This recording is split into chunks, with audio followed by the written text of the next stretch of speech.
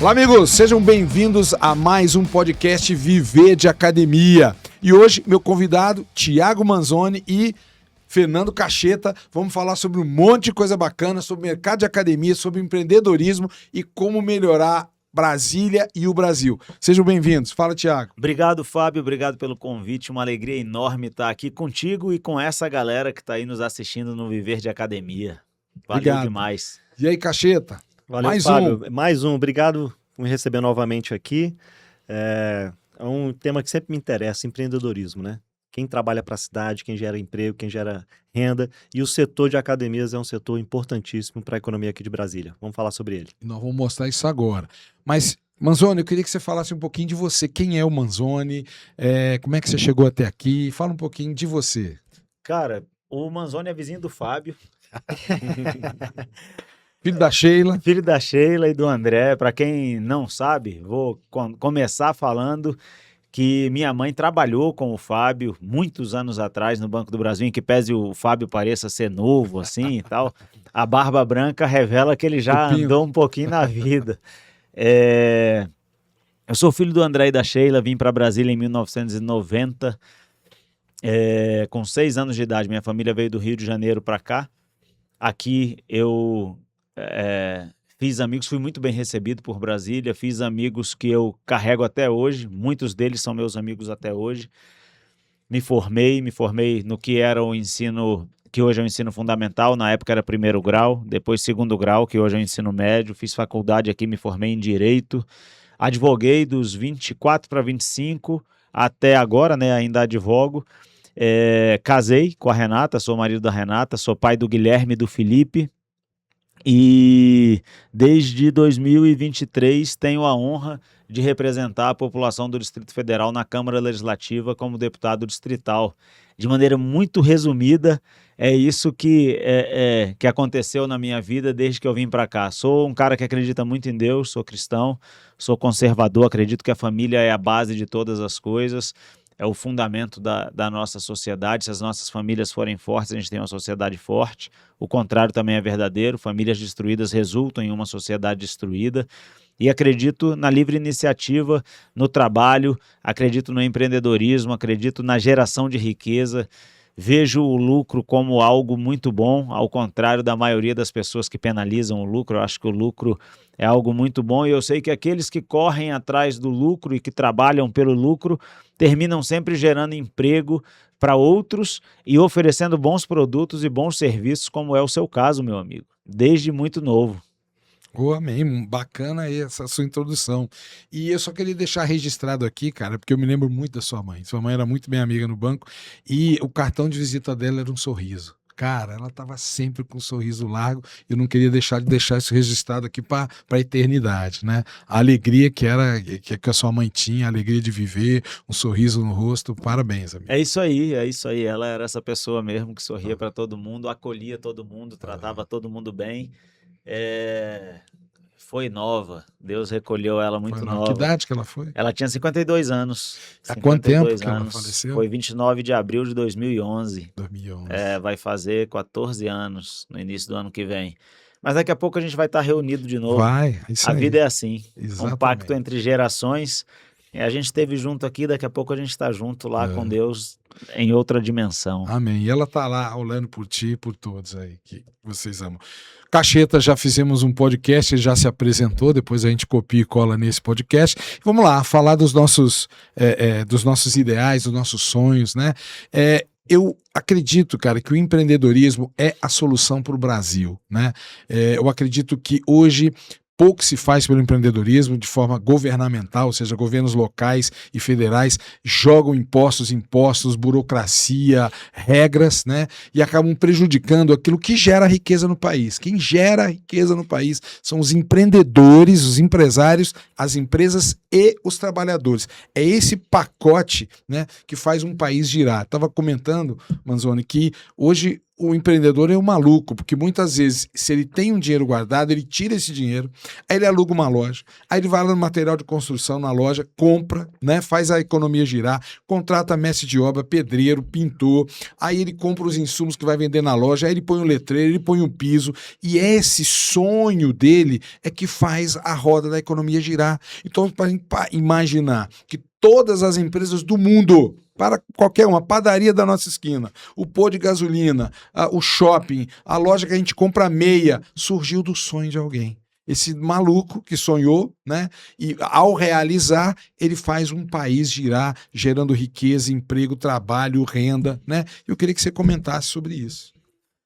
Cara, primeira coisa, assim, quando se fala de empreendedorismo, o que me vem à mente? São pessoas que, acima de tudo, topam assumir o risco. O risco de qualquer negócio é de quem empreende. E aí, às vezes, quando se fala de empreendedor, empresário, Cacheta, as pessoas tendem a pensar sempre no grande empresário. Mas 95%, talvez eu esteja exagerando um pouquinho, 90% dos empresários brasileiros, eles não são grandes, não.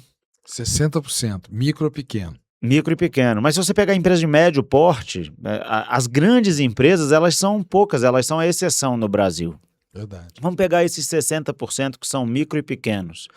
Muitas vezes essa galera paga todo mundo e não paga a si próprio no final do mês. Eu estou falando da moça que abriu um salão de beleza, eu estou falando da família que abre uma padaria para sustentar a si própria, a própria família.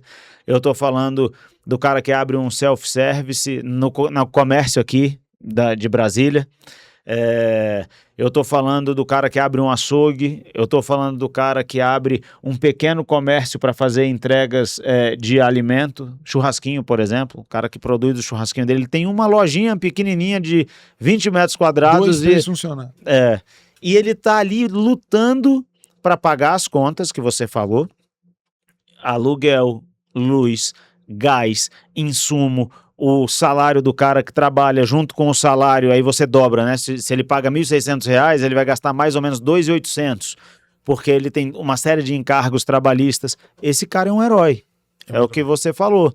Além de tudo isso, se o regime tributário dele for simples, cada nota fiscal que ele emite, ele paga o governo também. Não interessa se ele vai ter lucro, se ele vai ter prejuízo, não interessa se o negócio dele está bem, se não está. Emitiu nota fiscal, o governo pega a parte dele.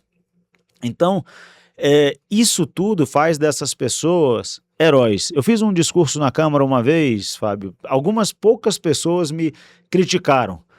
Ninguém teve coragem de discordar. Eu fui até a tribuna e a discussão era tributária. Aliás, tributo e burocracia são as duas maiores causas de falência no Brasil. O peso do Estado. As pessoas falam, não, mas os dados dizem outra coisa. Cara, o empresário, ele sequer percebe o quanto ele fica engessado e o quanto a operação dele é fragilizada por conta de tributo e burocracia. O brasileiro, o empreendedor brasileiro, ele gasta um número de horas por ano para pagar imposto que faz com que ele não consiga nem competir. Não tem como. Beleza. E eu fui para a tribuna, era uma discussão tributária, e eu fui e falei, então tá fácil, faz o seguinte, já que esses caras são os vilões e tem que tributar mesmo, e tem que aumentar tributo porque tem que aumentar a arrecadação do governo, vamos fazer o seguinte, vamos imaginar uma sociedade onde todo empreendedor fala assim, parei. Fechei minhas portas, não quero mais. E aí? Quem paga o nosso salário? Porque hoje eu sou um burocrata estatal. Quem paga o Estado do jeito que ele é gordo, inchado, pesado, lento, burocrático? Quem é que paga isso? Quem vai gerar essa riqueza? Quem gera essa riqueza? Porque o Estado não produz R$1. Cacheta. Ele gasta o dinheiro que a gente produz. Ele só produz DARF, ou seja, tira dinheiro das pessoas e gasta o dinheiro que as pessoas produziram. O empreendedor e as pessoas que trabalham nessas empresas, né? Houve uma separação durante muito tempo entre patrão e empregado. Eu não acredito nisso.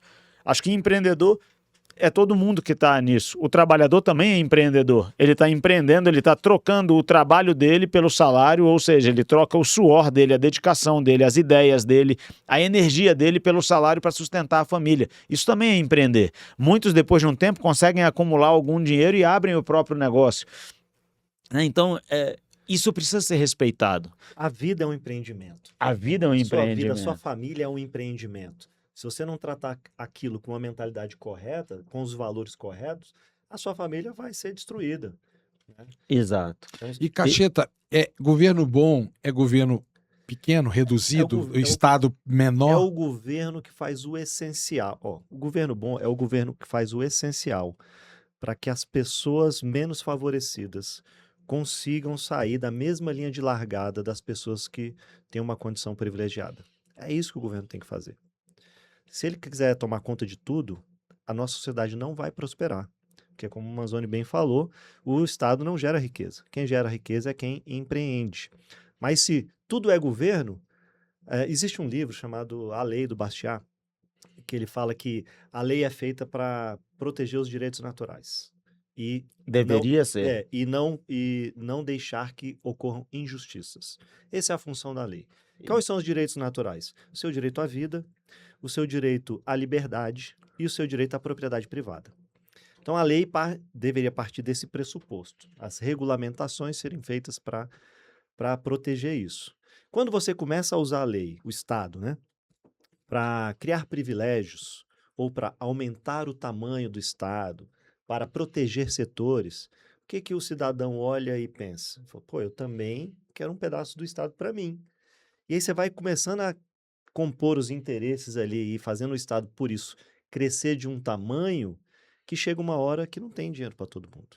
Porque, na verdade, Thiago Manzoni, todo indivíduo tem seus próprios interesses e é legítimo isso. E as pessoas gostam de dinheiro. A esquerda, vamos falar aqui, claro, a esquerda gosta de dinheiro. Só que ela não gosta de trabalhar para ter o dinheiro. Ela gosta de pegar o seu dinheiro, que é o empreendedor, né? E essa mentalidade importa. Quem está tocando o barco tem que ter a mentalidade correta. Mentalidade de empreendedor, gerar valor e resolver problemas. Se a gente ficar colocando pessoas que acham que o Estado vai resolver a vida de todo mundo, essa pessoa vai criar imposto o tempo todo, porque nunca vai ser suficiente.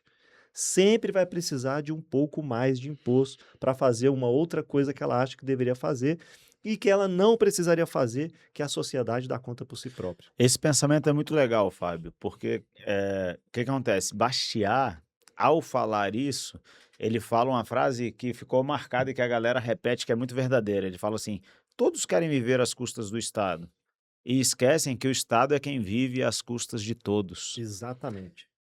E muitas vezes esse é um pensamento que passa despercebido e parece que as pessoas esquecem que, cara, o Estado ele não tem como produzir nada, não. Então, se ele vai crescendo, crescendo, crescendo, daqui a pouco ele tirou tudo de nós. Quem fala muito bem sobre isso é o Milei, atual presidente da Argentina. Ele fala assim, ó, os direitos humanos, que é isso que o Cacheta falou, bom, quais são os direitos humanos no nascedouro da expressão vida, liberdade e propriedade privada? O Estado servia para proteger isso, ou deveria servir.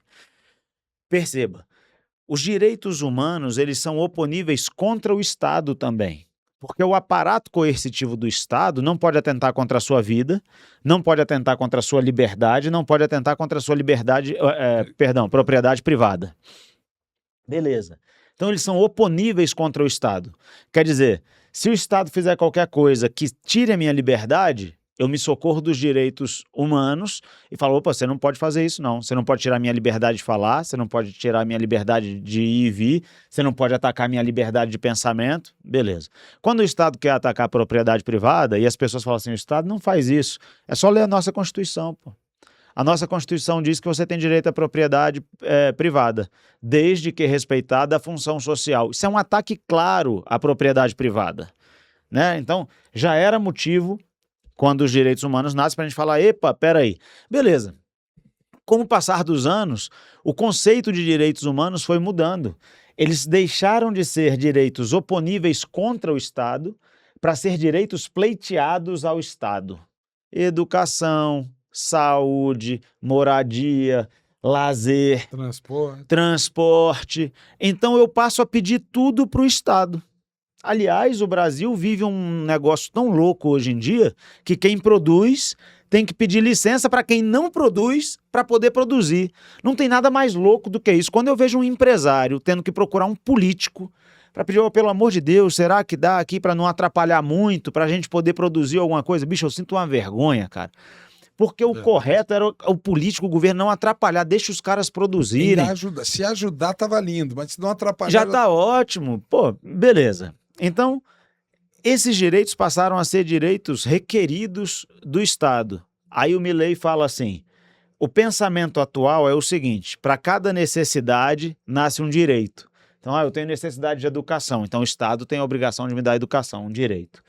Acontece que depois de cada necessidade suprida, você tem uma necessidade nova. O ser humano é assim. O cara que anda descalço, depois que ele tem um tênis, ele passa a ter outra necessidade, um tênis melhor. A meia. A meia. E assim vai. Quando a gente melhora de vida, é natural e é bom que seja assim. O instinto humano quer progredir, quer melhorar. De modo que as nossas necessidades, elas são infinitas.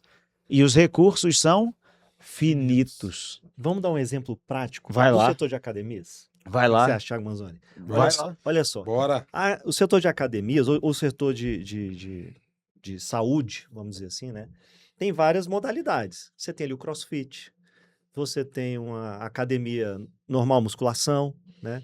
Você tem academias de bicicleta, né?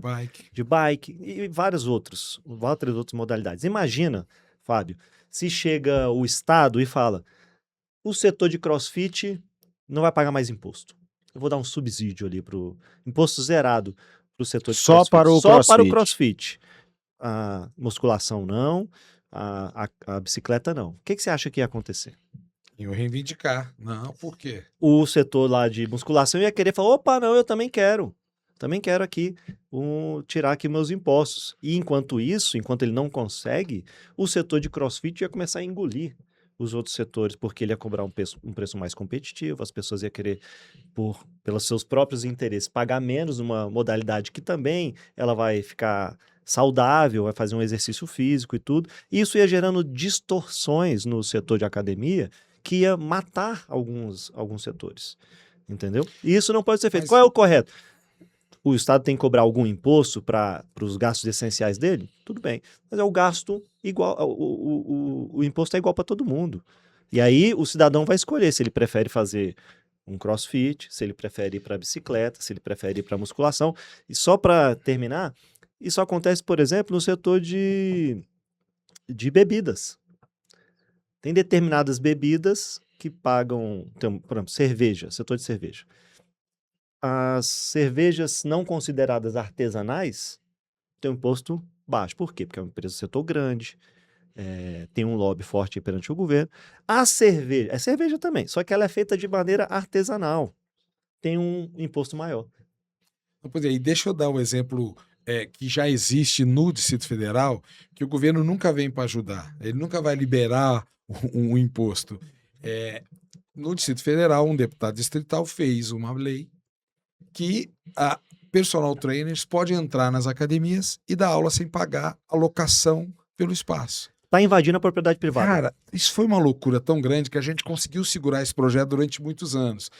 E porque ele é inconstitucional. Só que um deputado fez um texto tão esdrúxulo, e a lei foi aprovada, só que o texto é tão esdrúxulo que não diz que é academia, não diz que é personal, ou seja, a lei não está valendo. Mas olha que absurdo, é a mesma coisa que eu sou advogado, eu não tenho dinheiro para montar um escritório, então eu vou escolher um escritório porque a lei me permite usar o escritório de algum advogado, porque eu sou advogado e não tenho escritório.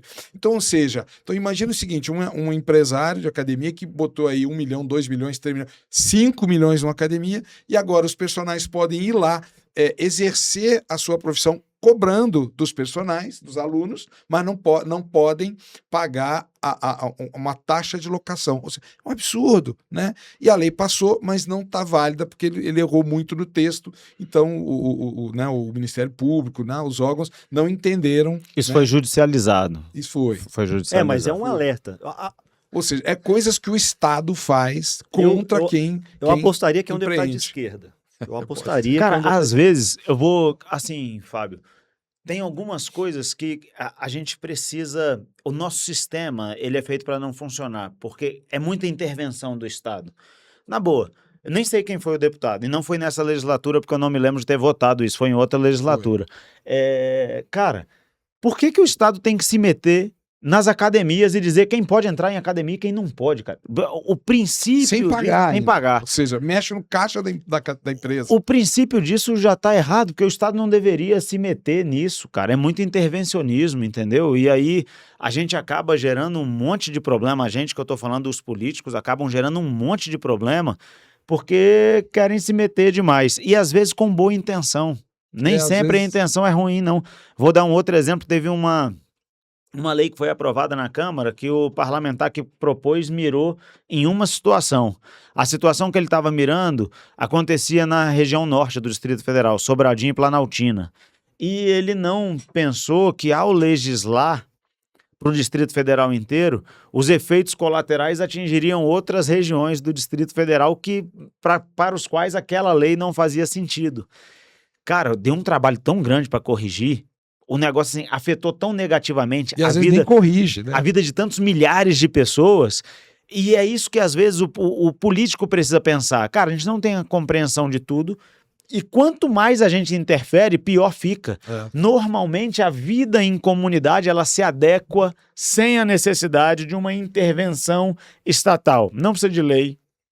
Não precisa de... Livre mercado, ele se ajusta. Exatamente. E eu volto a citar Bastiat, tem um livro chamado O que se vê e o que E não, o que não se vê. Que é exatamente esse exemplo que o Manzoni tá citando. E olha como é lindo a liberdade, Fábio. Imagina, esquece essa lei que o cara fez. Imagina, o setor de academias tem várias academias, tem várias marcas. 1.600 em Brasília. 1.600 em Brasília, tem gente pequena, tem gente média, tem gente grande, certo? Você quer ganhar mercado livremente, o dono da academia? Ele mesmo fala, olha aqui, ó, aqui o personal entra não paga. E Porque ele tem, vai trazer aluno. e tem, mas vai ele não é trazer- obrigado. Não é obrigado, exato. A É uma liberdade escolha é linda, dele. é uma escolha dele. É uma ferramenta que ele vai utilizar para aumentar o... É uma vantagem competitiva dele no Isso, mercado. pra aumentar Ele o mar- quer fazer Ele isso. quer fazer isso. Não precisa do Estado mandar. Olha que absurdo. Então, o brasileiro tá tendo essa mentalidade que o Estado tem que resolver todos esses problemas, inclusive na propriedade privada do cara, o cara investir um dinheiro lá. Ele vai decidir o que é melhor. Ele vai decidir o preço da academia. Vou dar um exemplo aqui, sem querer estender muito, Fábio. Eu almoço ali no setor comercial sul, e aí eu vou sempre num restaurante lá e o meu ticket de alimentação mudou de uma marca para outra marca. E essa outra marca o cara não aceita, porque ela cobra uma taxa maior. Eu falo, essa marca eu não aceito. Não, tudo bem, eu posso pagar, pago no meu cartão de crédito. E agora, recentemente, o governo federal passou uma lei tabelando a taxa a ser cobrada de todas as marcas de alimentação. E o dono é um restaurantezinho pequeno, o dono do restaurante estava comemorando, ele falou, agora eu vou poder aceitar seu cartão. E eu estava continuando almoçando lá, independente de ele acertar meu cartão ou não. Eu vou começar agora, esse pessoal ganha muito dinheiro, e agora eu vou poder aceitar todos os cartões. Obviamente eu não entrei numa discussão, porque estava uma fila e tal, não sei o quê. E aí eu fiquei pensando, eu fui embora refletindo, né, na felicidade do cara. Eu pensei, imagina só no dia que o governo tabelar o preço que ele cobra do alimento. Será que ele vai ficar feliz? O quilo. O quilo, e o preço do quilo que ele cobra. Falar, ó, você vai cobrar no máximo R$30, porque seu tá muito caro. Não, se nada fizermos, vai chegar o dia. Pronto. Né? É isso. Agora, olha só, Brasília hoje tem 1.600 academias abertas, né, funcionando, micro, pequenas, médias e grandes. E tem o dobro de empresas da cadeia produtiva. Tênis, moda, suplemento. Rapidinho, 1.600 academias significam quantos empregos, Fábio? Pois é. Tem Diretos. tem academia que emprega 2 ou 3, tem academia que emprega 40, 50. Então a gente acredita que em torno de 50 mil empregos diretos, 40 mil empregos diretos. Vamos arredondar para baixo? Botar Vamos. 40 mil empregos diretos só nas academias. Só nas academias. Aí você tem, junto com as academias, você tem a moda fitness. Moda, suplemento, alimento saudável, tênis esportivos, acessório. E aí você tem a fábrica de equipamento, em Brasília tem várias, né? Você viu lá. Eu vi no Brasília Capital Fitness. Week. Wellness. BCFW, Brasília Capital Fitness e Wellness. Cara, eu tenho uma alegria de contribuir com o BCFW, velho. E ajuda muito, viu, meu amigo? Ali, cara, a gente assistir aquilo ali acontecendo é muito legal. E contribuir, para quem está nos assistindo aí, eu não contribuo pessoalmente, não, com dinheiro do pagador de imposto. Então a gente destina a emenda anualmente para que esse evento aconteça. E toda a cadeia produtiva do fitness está ali reunida em uma semana? 5 dias? 4 dias. 4 dias de evento. Vem gente do país inteiro. Vem gente do país inteiro e a gente vê tudo isso ali. Cara, quantos milhões roda ali? Esse ano foram 100 milhões. 100 milhões de 100 reais. milhões de negócio. Que aconteceram naqueles 4 dias. Nos 4 dias. E é impressionante a pujança daquele evento. É tempo todo, gente entrando e saindo, Teve um rodando cara aquela feira que gigante. abriu uma fábrica agora, chama Light Fitness. Ele fabrica equipamento, solda, né? Aqui em Brasília. E foi a primeira feira dele. Né? Cara, ele ficou louco. Ele falou, Fábio, eu nunca vendi tanto. Cara, ano que vem eu quero o dobro do tamanho. Então, assim, a nossa alegria, Manzoni, é que com o recurso que você destina, né? E outro deputado também nos ajuda. Não fala o nome dele, cara, é o Martins Machado. É o Martins Machado, um cara bacana. Cara, a gente consegue fazer aquilo ali. E a gente não conseguiria, porque tá tudo muito caro, né? Os governos não incentivam quem produz, então é caro o aluguel, é caro para montar a feira. Então, a minha alegria é ver pequenos empresários como ele, como a Cida Reis, que ela tem uma loja, uma fábrica de moda fitness na Ceilândia. Ela é a filha. Então ela tem uma loja na Ceilândia. Ela que você me apresentou, eu me lembro dela. Ela fala, Fábio, você vai fazer a feira? Eu falei, vou, eu faço todo ano. Eu vi o desespero dela, eu perguntei, mas por que você está nesse desespero? Não, porque a sua feira é meu Natal. Eu vendo mais na sua feira do que no Natal. E a gente vê a necessidade dela vender, porque o mercado não está fácil. Então ela diz que faça 2, 3 dias na loja sem vender nada. Mas então olha, ela precisa vender. Mas olha o exemplo fantástico que você está dando, Fábio, da onde que essa mentalidade, essa cultura socialista nos levou. Porque eles querem deixar você refém, eu chamo isso de escravidão moderna. Você ficar refém do Estado para tudo. Então, para fazer uma feira grande, linda como essa, importante para todos esses micro e pequenos empreendedores, você ainda está precisando de uma ajuda do Estado, que é legítima, né? E ainda bem que você conseguiu pessoas que consigam te apoiar ali. Mas a gente está caminhando para um momento que todo mundo vai ficar lembrando de tudo, que é o que a gente está falando lá no início, né? A gente precisa mudar essa mentalidade nas pessoas, na sociedade, de que a mentalidade empreendedora é a mentalidade correta, que vai nos levar para uma sociedade próspera e justa. Agora, ao passo que a gente muda isso, a lógica ela pode ser invertida de dentro do sistema. Então imagina, eu e o Martins, a gente participa do BCFW destinando dinheiro de imposto para aqueles 4 dias. 100 milhões de reais foram comercializados durante aqueles 4 dias. Quanto o Estado arrecadou naqueles 4 dias? E se o imposto fosse gerado, ao invés de ser utilizado da maneira como e aí eu não vou entrar no mérito, e se a gente pegasse esse imposto que foi arrecadado e fizesse voltar novamente para a cadeia produtiva, seja do fitness ou outra eventualmente, quanto de emprego a gente não estaria gerando, quanto de receita a gente não estaria gerando, e o que eu penso que a galera tem que entender é que a troca de mãos do dinheiro gera prosperidade para todo mundo. O efeito multiplicador da troca de mãos do dinheiro é o que faz as cidades e as nações enriquecerem, e a galera precisa entender isso, velho. Então quando você está falando do fitness, bicho, tu tá falando do cara que vai lá e vende o equipamento dele. Esse cara que vendeu o equipamento, ele é o cara que amanhã vai comprar um carro para o filho dele, sei lá. O filho dele vai abastecer o carro. O filho dele vai dar manutenção no carro. O cara que faz a manutenção do carro vai colocar os seus próprios filhos em uma escola. O cara da escola, além de pagar o salário dos professores, vai cortar o cabelo em algum lugar. O cara que corta o cabelo vai almoçar provavelmente no self-service do lado do cabelo. E o dinheiro vai trocando de mão, circulando. É porque às vezes os conceitos são muito vagos. A galera fala, a circulação de riqueza é o que faz a economia crescer. A circulação de riqueza é comprar e vender. É você trocar o dinheiro de mão. Os 50 reais que eu te pago aqui para você cortar meu cabelo é o dinheiro que ele vai pegar e vai pagar ali para o cara que ajeitou a camiseta dele que tinha rasgado, e esse cara vai ali, vai. E essa troca é o que faz enriquecer. Na minha concepção, o Estado não deveria se meter nisso. Mas ele se mete. Já que ele se mete, tomara que ele pegue recurso e gere possibilidade de mais circulação de riqueza. A gente pode fazer isso qualificando pessoas, ensinando os nossos jovens a programar, Cara, tem tanto mercado que o Estado pode qualificar as pessoas para as pessoas trabalharem e pararem de depender do Estado. Imagina que no Brasil hoje, 20 milhões de pessoas 20 milhões de famílias dependem do Bolsa Família para viver. Nós estamos falando de mais ou menos 65 milhões de brasileiros. Daqui a pouco a gente vai chegar num ponto, aliás, a gente chegou. Há umas 3 semanas a gente chegou no ponto em que mais da metade da população depende de auxílio governamental para viver, algum tipo de auxílio. Cara, esse país não tem como se sustentar.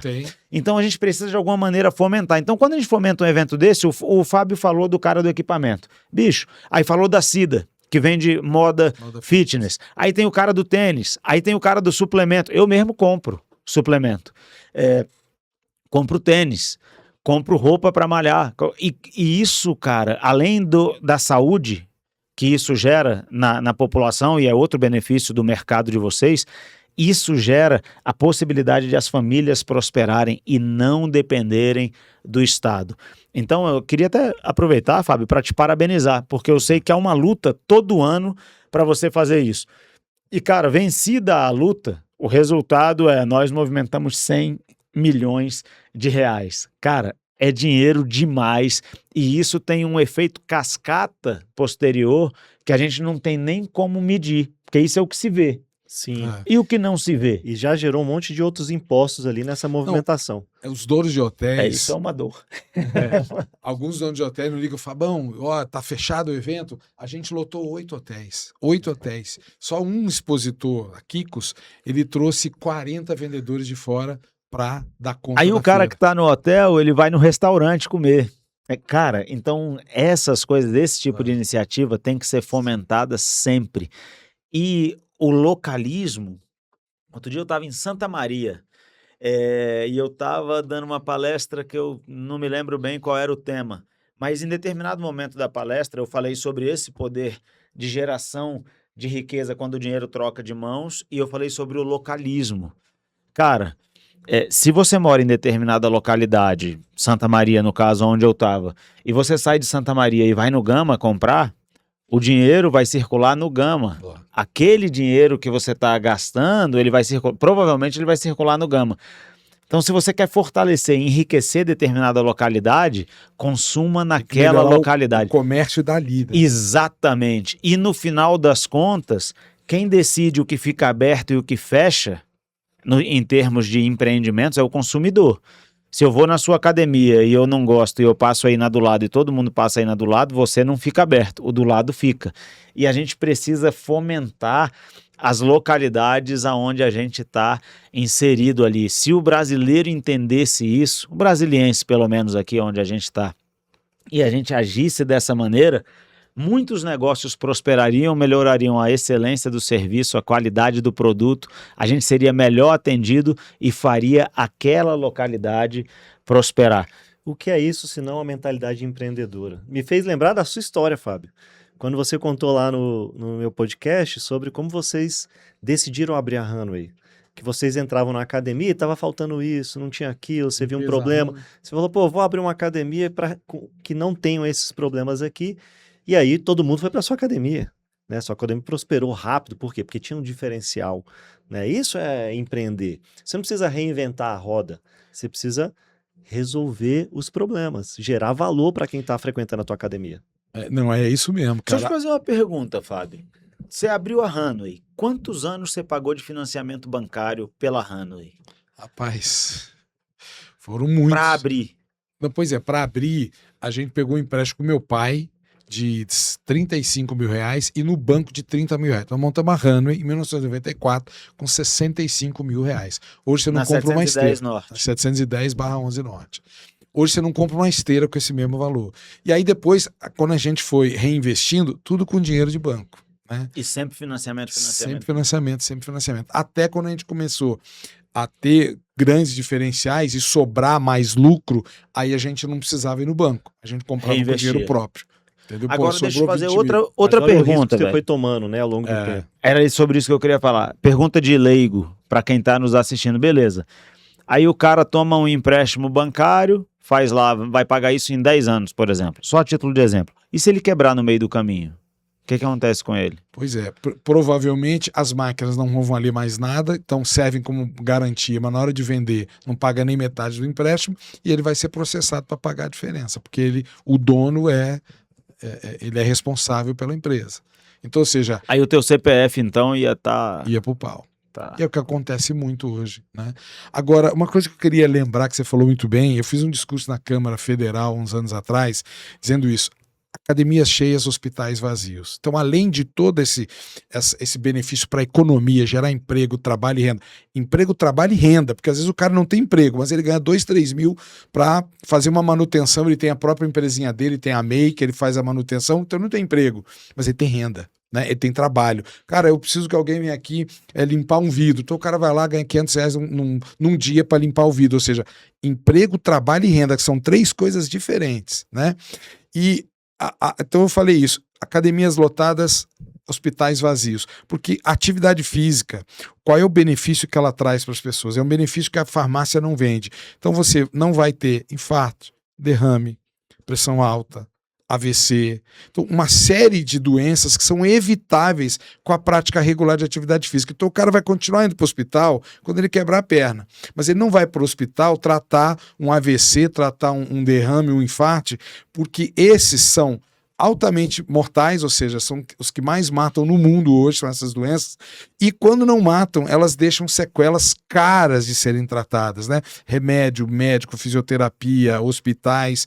Então, ou seja, devia ter, né, no Brasil, um incentivo à prática de atividades físicas para reduzir o custo com o hospital. Tem uma pesquisa da OMS, Manzoni, que diz o seguinte: a cada dólar investido na prevenção, na prática de atividades físicas, se reduz $3 no tratamento das doenças. Então, ou seja, é uma economia para o país se o país incentivar as pessoas não só a ir para a academia, vai para o parque caminhar, vai correr, vai nadar, vai andar de bicicleta, né? A gente falou aqui de um problema grave de Brasília, que é o transporte. Cara, vamos encher essa cidade de ciclovia, quem quiser ir de bike para o trabalho vai, tem que ter um lugar seguro para deixar a bike, tem que ter um lugar para o cara tomar um banhozinho antes, depois, mas ou seja, há saídas, mas o que a gente vê é muitos políticos fazendo projetos, né? Fazendo projetos de lei que mais oneram, né, a população do que trazem benefício para ela. E eu queria que você falasse um pouquinho disso. Cara, primeiro falando vou chamar de mercado da saúde agora, o mercado fitness. Saúde e bem-estar. Cara, me parece, a sensação que eu tenho é que o Distrito Federal, ele vive uma onda de saúde hoje. Né? Maior do que em outras cidades, é o topo hoje. Maior do que outras cidades. Só te dar um dado. Se dividir a população de Brasília pela quantidade de academias, né, o índice é maior do que São Paulo e Rio. Então, proporcional, nós somos maiores do que eles. E a gente tem, não só as academias, mas os parques cheios. Você falou de caminhar. Eu caminho. Ao longo do tempo, desgastei tantas cartilagens dos meus joelhos que se eu correr, eu fico imprestável. Então, eu caminho. E é saúde. E é saúde. Caminho, faço minha academia, faço minhas coisas. Não penso mais, porque o tempo vai passando, a nossa idade vai aumentando, então a gente não tem mais os mesmos objetivos, né? Quando o cara é novo, ele quer malhar para ficar forte, ele quer... Bicho, a gente vai chegando numa idade, você quer malhar para quê? Eu quero malhar para ter saúde. Eu quero chegar lá, sei lá, nos meus 80 e poucos anos, sentando e levantando sem precisar de ajuda, né? Você senta no sofá, e aí, como é que levanta depois do sofá? Cara, eu quero chegar lá podendo fazer minhas coisas. Eu tenho uma amiga que ela fala assim, é bom malhar a perna, viu? Pra quando você ficar velho, que você for ao banheiro, você conseguir levantar. Sem precisar de ajuda. Ela fala sério. Tem aquela barra para você segurar com a mão e fazer a força para levantar. E isso me parece que no Distrito Federal a população daqui entendeu com muita intensidade. Então, qualquer canto do Distrito Federal que você vai hoje, você vai ver gente caminhando na rua. A gente tem as PECs, né, que são aqueles locais onde as pessoas fazem... ao ar livre. Ao ar livre. E isso tem produzido um bom efeito na população de Brasília.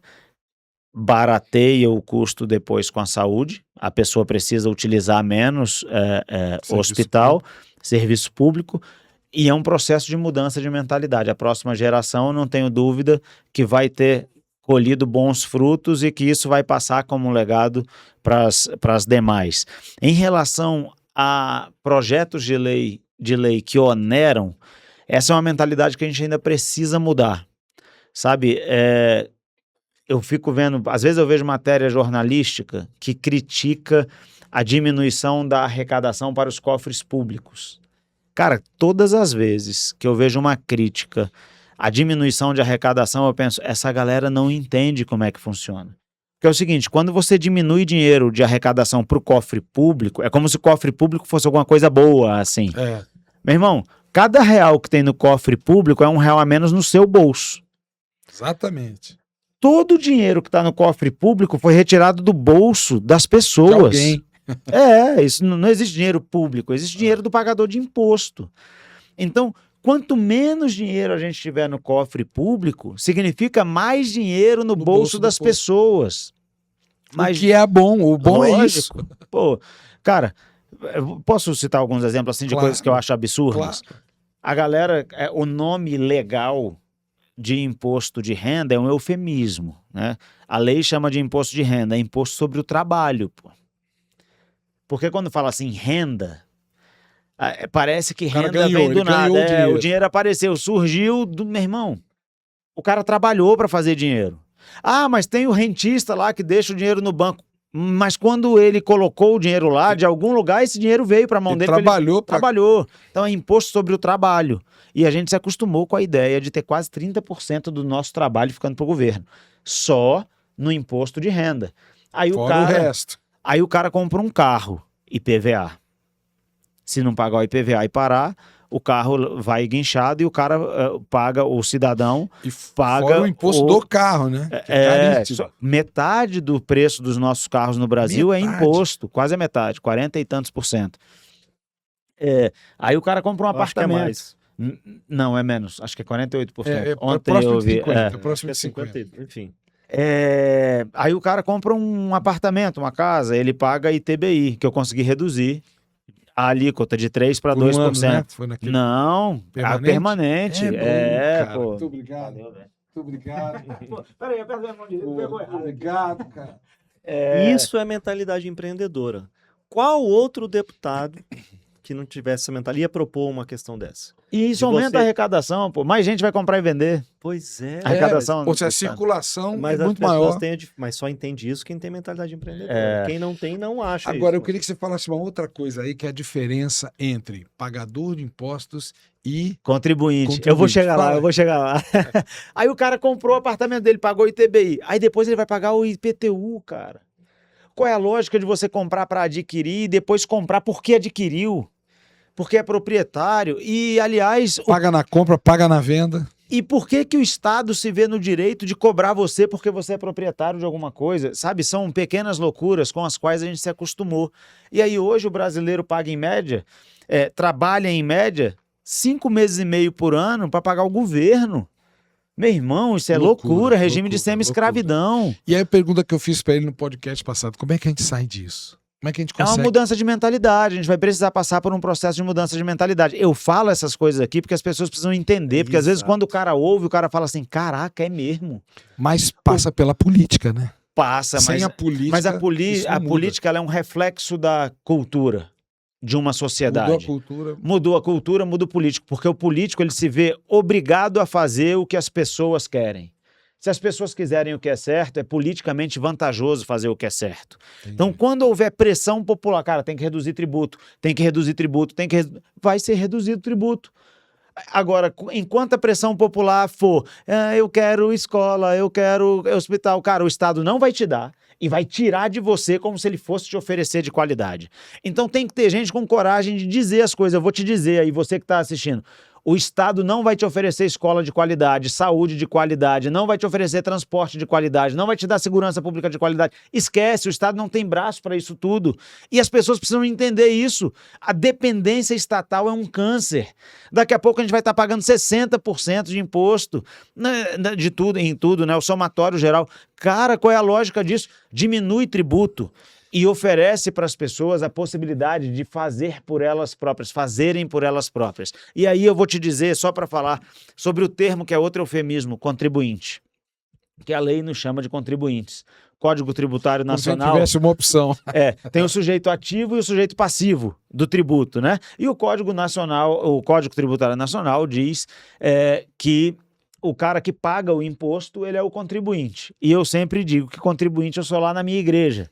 Eu vou até a igreja domingo, alguém pede contribuição lá e tal. Se eu der, beleza. Se eu não der, beleza também. No outro domingo eu tô lá, no outro eu tô lá. E ninguém nunca vai me botar para fora de lá porque eu não contribuo. Então eu sou contribuinte. É de livre e espontânea vontade. Se eu quiser, eu dou. Agora, o pagador de imposto, não, velho. É obrigatório. Então ele não é um contribuinte.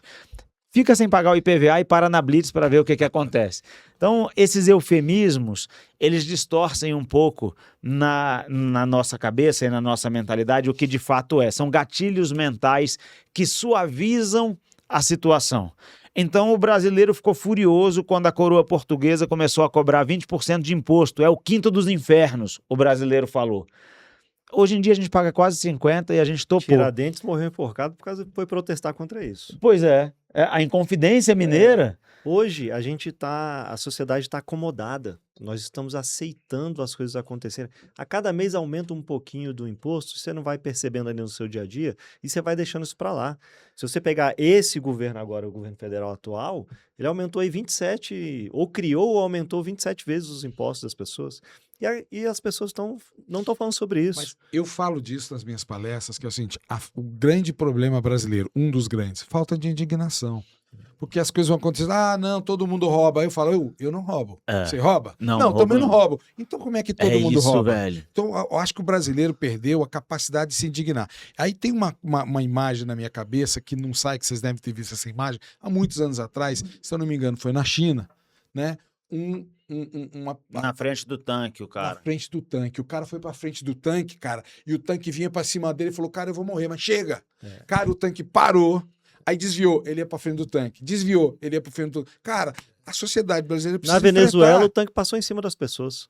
No protesto lá. Mas não parou, não. Passou em cima. A população brasileira precisa voltar a se indignar, cara. Olha a situação no Rio de Janeiro. Né? Aqui em Brasília, a gente estava comentando agora o tanto de mendigo na rua. Nunca vi tanto mendigo. Na nossa quadra ali, tem Cara, gente morando debaixo da marquise ali. Não são poucos, não. São muitos. Cara, e aí, como é que a gente é feliz vendo o país afundar de um jeito desse, cara? E que sociedade a gente está produzindo com essa cultura?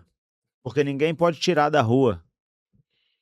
O governo não pode, a polícia não pode, você não pode internar compulsoriamente, as pessoas que estão lá, 95% estão por causa das drogas, e você não pode fazer internação. E, meu irmão, e aí? Agora, que tipo de cultura a gente está gerando? Então, é importante a gente desfazer alguns gatilhos mentais e criar outros, para que as pessoas entendam.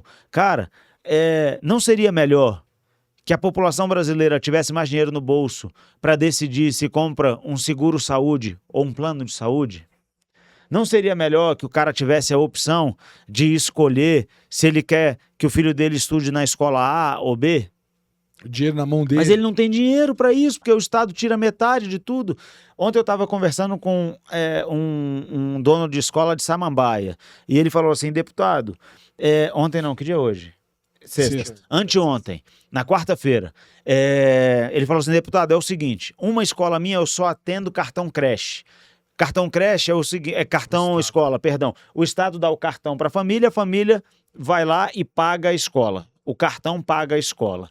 Na outra, eu recebo a população em geral. Eu perguntei, cara, quanto é que é o cartão creche? Aí você quer saber quanto seria numa escola do governo? Quanto valeria? Primeiro, eu falei, pode falar. Ele falou, cara, 4 mil e pouco é o custo de um aluno, em média. Não sei nem se o dado é correto, foi o dado que ele trouxe. 4 mil e poucos reais por mês. Cara, 4 mil e poucos reais por mês é uma escola muito boa para você pagar, né? Você pagaria as escolas, as melhores escolas do DF.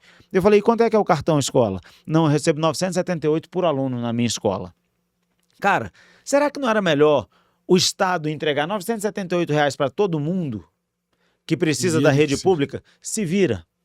E se o valor é 4, não sei se o valor é 4 mesmo, não é dado oficial, não é dado do governo.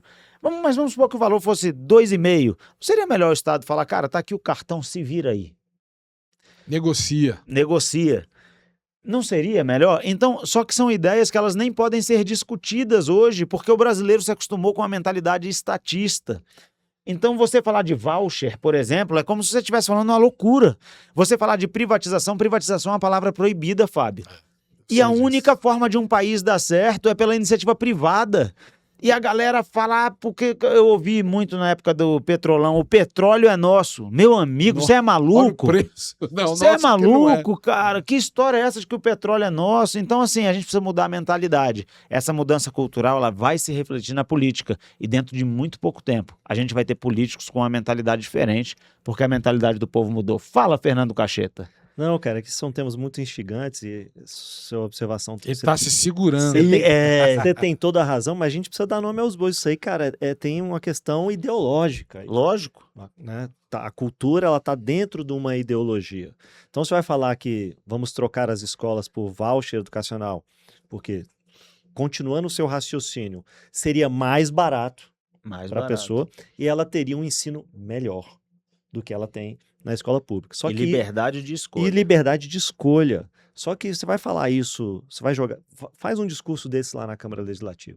Aí as pessoas vão te massacrar, porque é uma cultura de que, não, o Estado tem que ensinar as pessoas. Então, é método. É método. Não é somente cultural, é método. Entendeu? As pessoas querem que a escola seja estatal. E se deixar todas. Mas aí eu posso falar do gatilho mental para isso? O gatilho mental para isso é público, gratuito e de qualidade.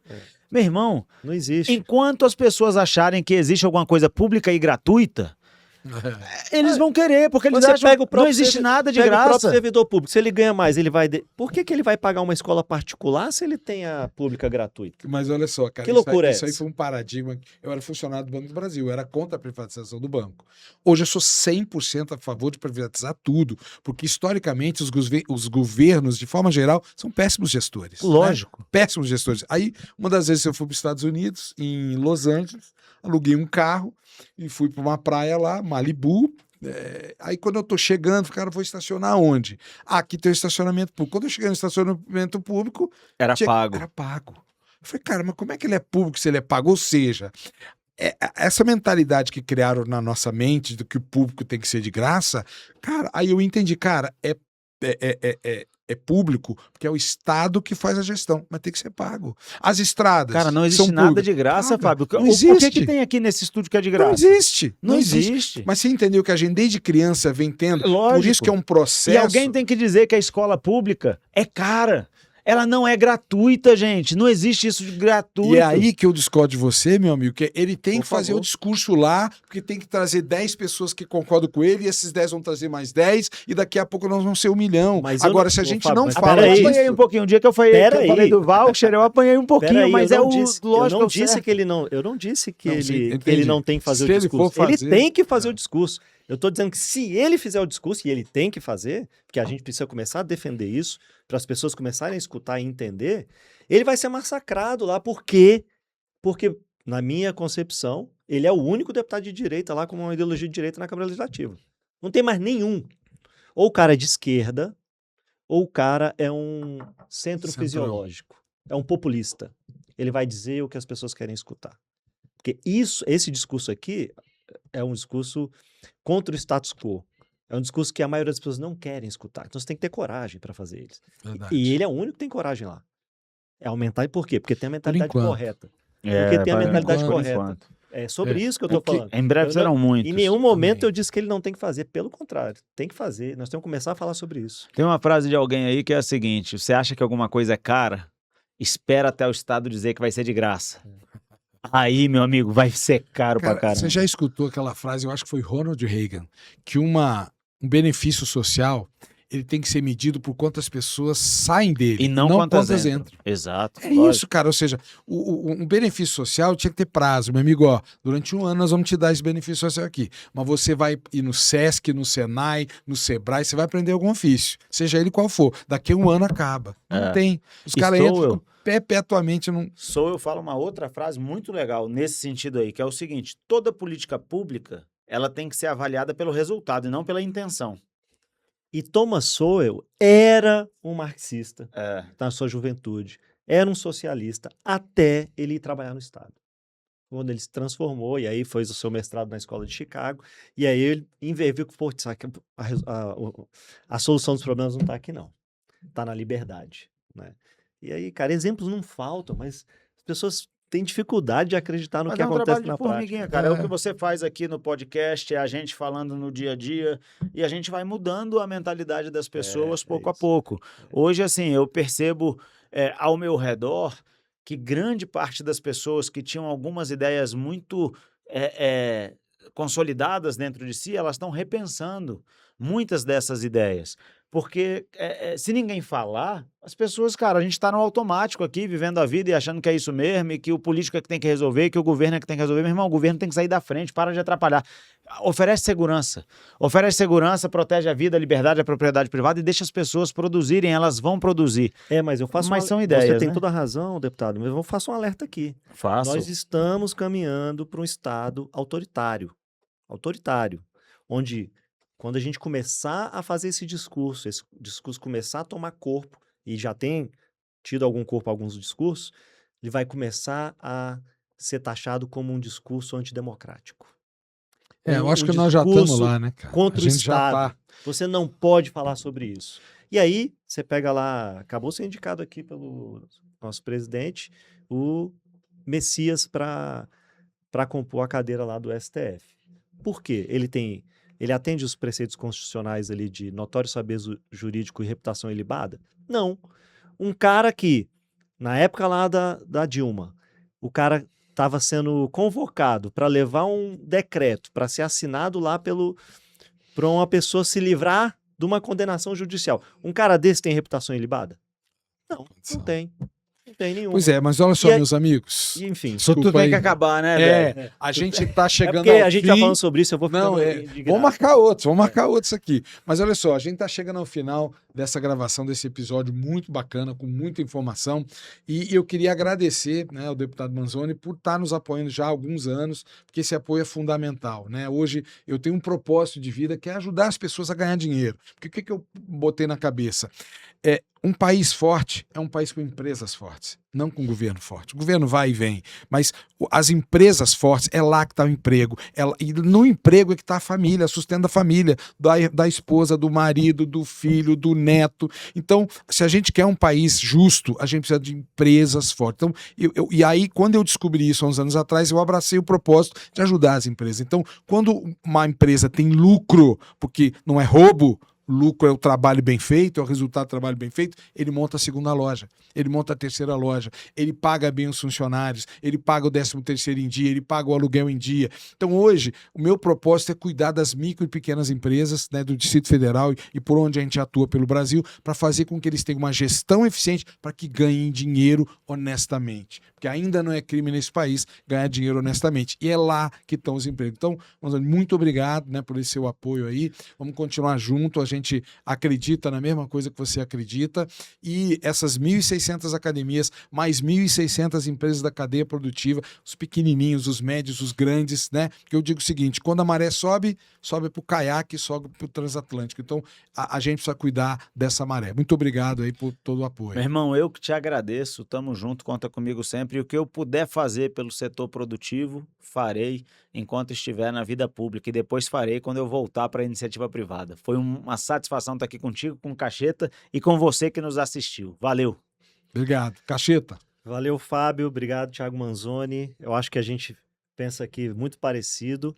E eu quero te parabenizar pelo seu trabalho aí, que você faz aqui no DF. Acho que o seu trabalho é importantíssimo para todo o setor de academia. E eu espero que continue por muitos e muitos anos. Você tem o nosso apoio aí no que precisar, no que eu puder contribuir. Conte conosco. Obrigado mais uma vez pelo convite e vocês que nos assistiram aí com paciência aqui toda a nossa discussão. Obrigado, meus amigos. Galera, então esse foi mais um podcast Viver de Academia. Esse é um programa diferente, né? Que a gente falou de mentalidade empreendedora, a importância do empreendedorismo para o país, né? E no caso do fitness, a importância também econômica, mas também para a saúde da população. Muito obrigado, até o nosso próximo encontro. Até lá.